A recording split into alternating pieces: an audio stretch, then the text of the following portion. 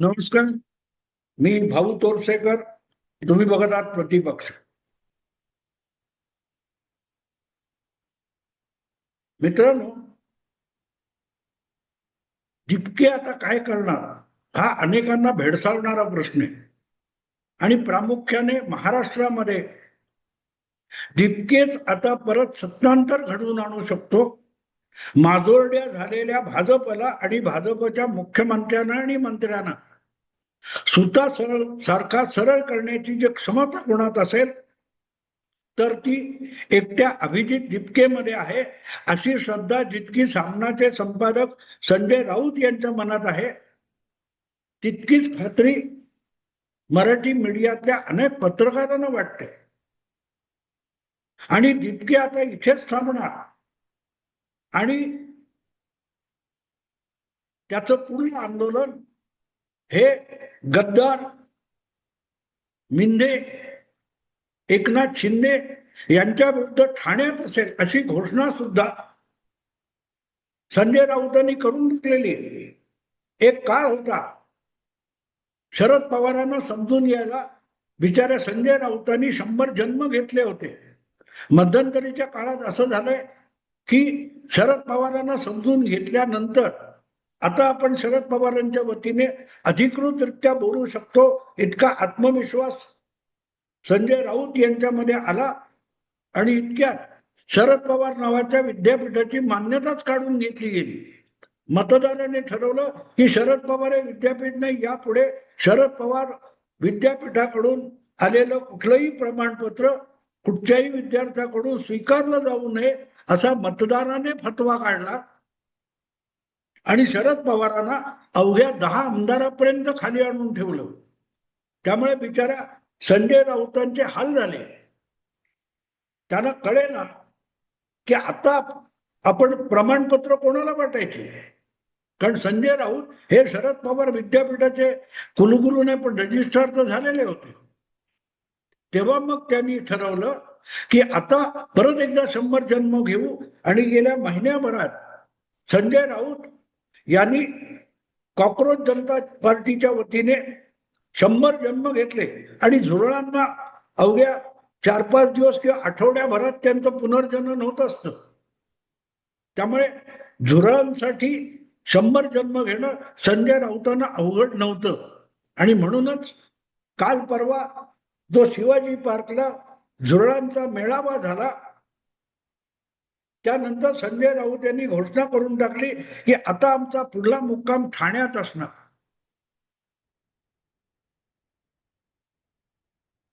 म्हणजे कुठे धर्मेंद्र प्रधान आणि कुठे एकनाथ शिंदेचं ठाणं, कुठेतरी तारतम्य पाहिजे.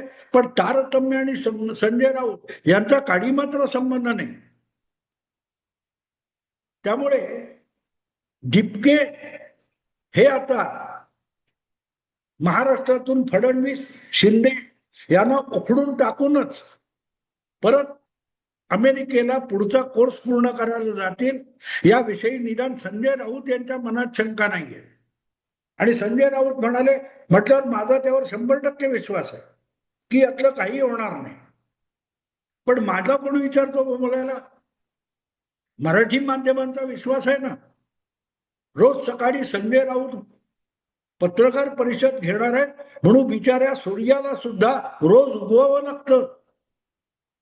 कारण सूर्य उगवला तर दिवस उजाडतो आणि दिवस उजाडला तर सकाळचे 9-10 वाजतात आणि 9-10 वाजतात म्हणून संजय राऊत बोलतात आणि संजय राऊत बोलतात म्हणून मराठी मीडिया चालतो. नाहीतर बिचाऱ्या मराठी मीडियाला करायला काय शिल्लक आहे.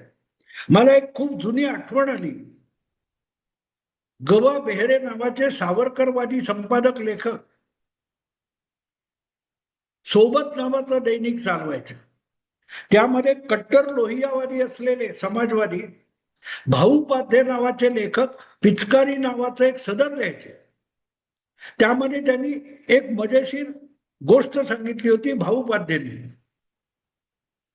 पाध्ये म्हणाले होते की जर हिंदी सिनेमामध्ये गाणी नसती आपल्याकडे माहितीये जगाच्या पाठीवर इतर सिनेमामध्ये गाणी वगैरे असला फारसा प्रकार नसतो, पण भारतीय चित्रपटामध्ये गाणी हा एक फार मोठा भाग आहे. गाणी खूप गाजतात. अनेकदा तर अनेक सिनेमा केवळ गाण्यामुळे चालतात.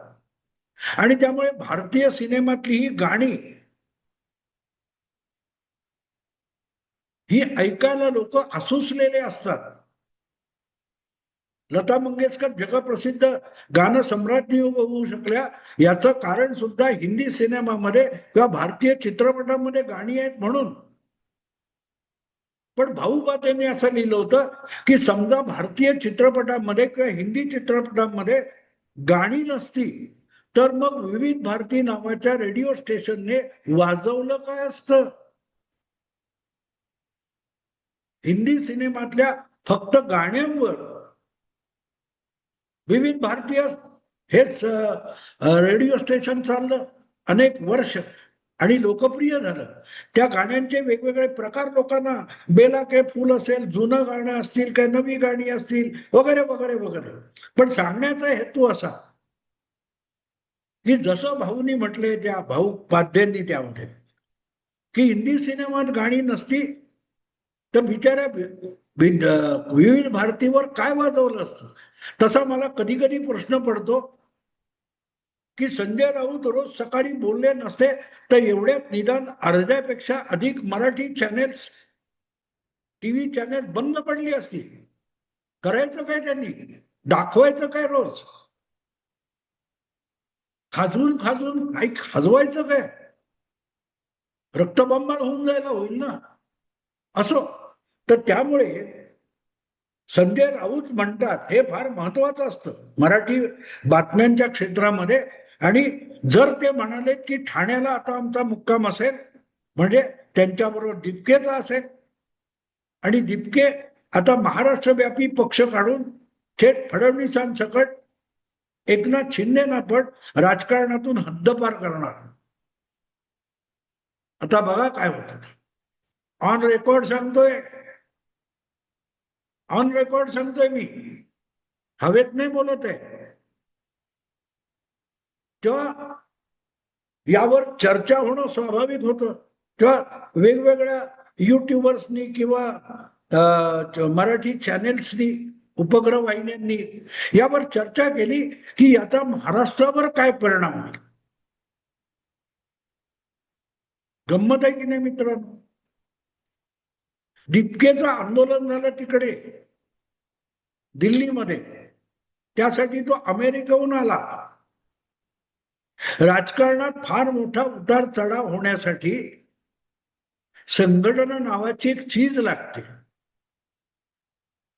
राहुल गांधी गेल्या 15 वर्षापासून अनेक माकड उड्या मारतायत, काहीही झालं नाही. आणि राहुल गांधींच्या पक्षाला ऑलरेडी वडिलार्जित अशी 10 कोटीच्या आसपास मतं मिळतात. भले खासदारांची संख्या मोठी नसेल, पण राहुल गांधी ज्या पक्षाचं सर्वोच्च नेतृत्व करतात त्या काँग्रेस पक्षाला आज सुद्धा देशाच्या कानाकोपऱ्यातून 8 ते 10 कोटी मतं मिळतात. भाजपला जर 20, 22, 25 कोटी मिळत असतील तर त्याच्या एक तृतीयांश तरी काँग्रेसला मिळू शकतात. आणि एवढं मतांची सगळी ठेव पुंजी हाताशी असताना राहुल गांधी 15 वर्षे वेड्या वाकड्या माकड उड्या मारून झाल्या, पदयात्रा काढून झाल्या, काहीही धिम्म राजकारणावर परिणाम घडवू शकले नाहीत. तर वामचुकला उपोषणाला बसून आपण ब्रेड पकोडा समोसे वगैरे ठुसून ठुसून खाल्ले असा दिपके महाराष्ट्रात कुठला परिणाम घडवणार. इतके महान प्रश्न फक्त मराठी पत्रकारांच्या डोक्यात येऊ शकतात मित्रांनो, आणि त्याच्यावर डिबेट पण होऊ शकतात. त्यासाठी संघटना लागते. मला आठवतं ज्यावेळेला आम आदमी पक्षाची स्थापना झाली तेव्हाही असेच अनेक पत्रकार हवेत होते, हवेत. आणि त्या हवेत तरंगत जायला लागले केजरीवाल. त्यांनी दिल्लीच्या मुख्यमंत्री पदावर लाथ मारली आणि मोदींच्या विरोधात वाराणसीला उभं राहायला गेले होते, आठवतं तुम्हाला. केजरीवालला त्या हरभऱ्याच्या झाडावर कोणी चढवलं होतं? पत्रकारांनी चढवलं होतं ना. हेच योगेंद्र यादव म्हणाले होते की Arvind is a prime minister's material. काय झालं? मुंडन करून परत यायला लागला.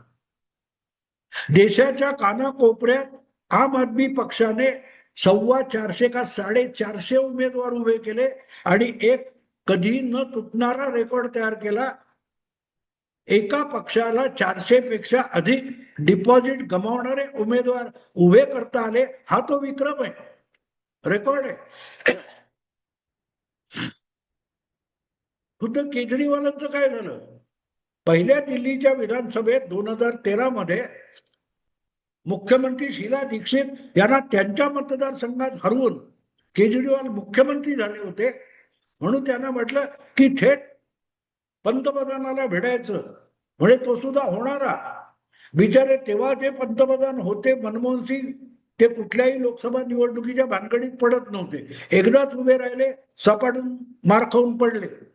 त्यामुळे ते राज्यसभेत बसून पंतप्रधान पद भूषवत होते. पण मोदी हा भविष्यातला पंतप्रधान आहे आणि त्याला हरवायला केजरीवाल वाराणसी पर्यंत गेले होते आणि 400हून अधिक उमेदवार केले होते. दीपके कदाचित 700 उमेदवार उभे करेल आणि संजय राऊत यांच्यासारखा सल्लागार बाजूला उभा असेल तर 700 काय 1500 पण उभे करू शकतील.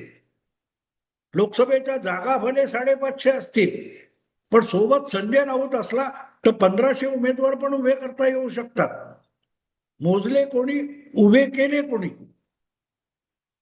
मला आठवतं 2022च्या उत्तर प्रदेश विधानसभा निवडणुकीमध्ये अखिलेश यादवच्या पाठिंब्यावर काय 4 का 2 उमेदवार शिवसेना उभाठाने उभे केले होते आणि आपल्या उमेदवाराचा प्रचार कुठेतरी उत्तर प्रदेशात करताना संजय राऊत म्हणाले होते की मला तर आमचा उमेदवार पुढच्या मंत्रिमंडळात मंत्री होताना दिसतोय.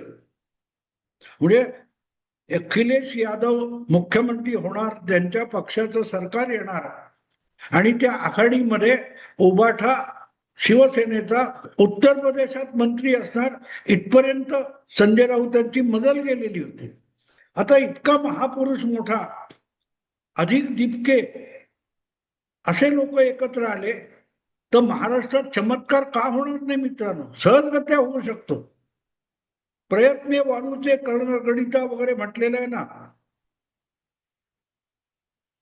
मग दिपके आणि संजय राऊत यांनी एकत्र येऊन मनावर घेतलं तर येत्या 4-5 वर्षामध्ये, 4-5 नाही पण साधारणतः काय 3-1 वर्ष राहिलेली आहेत विधानसभा निवडणुकीला, तेवढ्या वेळामध्ये या माणसांनी मित्रांनी एकत्र येऊन काम केलं तर आपला जो अर्धवट कोर्स राहिलेला आहे अमेरिकेतला शिक्षण वगैरे काय ते पूर्ण करायला जाण्यापूर्वी अभिजित दिपके उद्धव ठाकरे यांना महाराष्ट्राचा मुख्यमंत्री करूनच जातील याविषयी माझ्या मनात शंका नाही. कारण साधारणतः संजय राऊत, उद्धव ठाकरे किंवा राहुल गांधी वगैरे यांच्या बरोबरची माणसं असतात अशी दीर्घकालीन विद्यार्थी असतात. कन्हैया कुमार तुम्हाला आठवतो, तुकडे तुकडे गँग, 7-8 वर्ष तो त्या नेहरू विद्यापीठामध्ये अनुदानावर शिक्षण घेत घेत घेत अभ्यास चालूच होता. पण परीक्षा का द्यायच्या नाहीत, अभ्यास करायचा नाही आणि आंदोलनं करत राहायची, अशीच तपस्या ज्यांची करायची असते असे लोक संजय राऊत, उद्धव ठाकरे, राहुल गांधी यांच्या संपर्कात येत असतात. आणि आता जर अभिजित दिपके त्यांच्या संपर्कात आला असेल तर मग अमेरिकेत जो काय कोर्स पूर्ण करायचा चाललं, मध्ये 5 वर्ष जातील, त्यानंतर परत जाऊन तो कोर्स कंटिन्यू करायचा आणि अभ्यास पूर्ण करायचा, आई वडिलांचं स्वप्न साकार करायचं. पण तोपर्यंत मध्ये उद्धव ठाकरेंना मुख्यमंत्री करून टाकता येईल ना. कदाचित असे विचार अभिजित दिपकेच्या मनात घोळत असतील, ते अजूनही अभिजित दिपकेला कळलेले नसतील. पण असे दुसऱ्यांच्या मनातले विचार, दुसऱ्यांच्या कर्तृत्वाचा वगैरे काय तो पाढा असतो, तो वाचण्याची किमया 100 जन्म घेत असल्यामुळे संजय राऊतांना आत्मसात झालेली आहे. आणि म्हणून माझा अंदाज असा आहे, माझा अंदाज आहे, मी परत गॅरंटी देत नाही असंच होईल, पण माझा अंदाज असा आहे की ज्या अर्थी संजय राऊतांनी सांगितले की आता आमचा पुढला मुक्काम ठाणा असेल, पुढचा निशाणा ठाणं असेल, याचा अर्थ उद्धव ठाकरेंना बहुधा उपमुख्यमंत्री करावं आणि उपमुख्यमंत्री करण्यासाठी त्यांना ठाण्यातून निवडून आणावं असा प्लॅन कुठेतरी संजय राऊत यांच्या डोक्यात असावा आणि तो दिपकेच्या डोक्यामध्ये डाउनलोड करण्यासाठी संजय राऊतांनी माध्यमांच्या कॅमेरासमोर असली वक्तव्य केलेली असावी. आता दिपकेंच्या मनामध्ये, डोक्यामध्ये हा सगळा संजय राऊतांचा प्लॅन डाउनलोड झालाय काय ती मला कल्पना नाही आणि खात्री नाही, पण प्लॅन असू शकतो. पण गंमत अशी आहे की ठाण्यातून निवडून येणारा माणूस मुख्यमंत्री होईल याची गॅरंटी नाहीये. मग करणार काय? एकनाथ शिंदेना ठाण्यात पाडायचं हा प्लॅन आहे. आपण काय करायचं असा प्लॅन आहे का? नाही, आम्हाला काही करायचं ना, आम्हाला दुसऱ्यांना पाडायचे आणि ते पाडायचे, त्यांचे राजीनामे मागायचे. थोडक्यात एक वेगळा प्लॅन असाही असू शकतो की जसा दिपकेनी एक धडक दिली आणि धर्मेंद्र प्रधानचा राजीनामा घेऊनच अभिजित दिपके थांबला, तसाच पराक्रम त्याने ठाण्यामध्ये एकनाथ शिंदे यांचा राजीनामा घ्यावा, त्यासाठी आंदोलन छेडावं, यासाठी संजय राऊत प्रयत्नशील असावेत. अर्थात त्यांना उद्धव ठाकरे आणि अलीकडल्या काळात राज ठाकरे यांचे सुद्धा आशीर्वाद मिळालेले आहेत. प्रश्न असा आहे की याचा मुहूर्त कधी होणार? कदाचित दहीहंडीला होऊ शकेल, बघू आपण. पण मला एक गोष्टीची खात्री आहे, संजय राऊतांनी मनावर घेतलं तर उद्धव ठाकरेंना मुख्यमंत्री केल्याशिवाय दिपके आता परत अमेरिकेला जाऊ शकत नाही. तो परत एक वेळ जंतर मंतरला जाईल पण अमेरिकेला नाही जाऊ शकत. आणि जंतर मंतरवरून परत माघारी येताना संभाजीनगर वगैरे त्याला जाता येणार नाही, त्याला डायरेक्ट ठाण्याला जावं लागेल.